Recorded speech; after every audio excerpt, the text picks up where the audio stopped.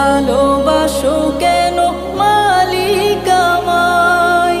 কি করে শুকুর তার করি আদায়?